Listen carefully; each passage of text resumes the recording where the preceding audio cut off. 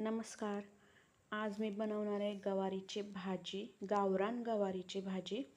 तर त्यासाठी मी गवारी मोडून स्वच्छ धुवून घेतली आहे आणि आता कढई गरम करून त्यात मी तेल घातले. या भाजीला थोडंसं जास्तच तेल घालायचं म्हणजे चव छान येते आणि कलरसुद्धा छान येतो भाजीचा. आता यात मी मोहरी आणि जिरे टाकले. ते तडतडलं की चांगलं आपण त्यात कढीपत्ता टाकूया. कढीपत्ता टाकल्यावर सुद्धा या भाजीची चव छान लागते, वाससुद्धा छान येतो. आणि आता यात मी टोमॅटो टाकला आहे. टोमॅटोसुद्धा नुसतं आपल्याला फक्त परतवून घ्यायचा आहे, शिजवायची गरज नाही. आणि यात मी स्वच्छ धुवून घेतलेली गवारी टाकली आहे. ही सुद्धा आपल्याला 2 मिनिटं मीडियम हीटवरती चांगली परतवून घ्यायची आहे, जेणेकरून याची चव छान येईल. जर नाही परतली तर आपल्याला अशी कच्ची कच्ची गवार लागते शिजूनसुद्धा. म्हणून आपल्याला चांगली 2 मिनिटं चांगली मीडियम हीटवरती परतवून घ्यायची आहे छान अशा पद्धतीनं.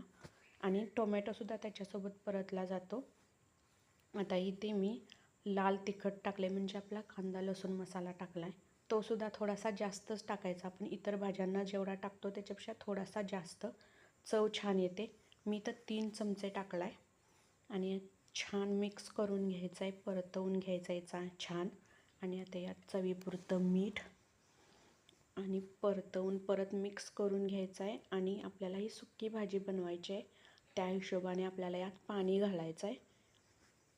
गवारी बुडेल इतकं पाणी घालायचं म्हणजे गवारी छान शिजते. गवारी शिजली तरच चांगली लागते, नाही शिजली तर चव चांगली लागत नाही. त्यामुळे मी आता ही चांगली 10 मिनटं गवारी शिजवून घेणार आहे.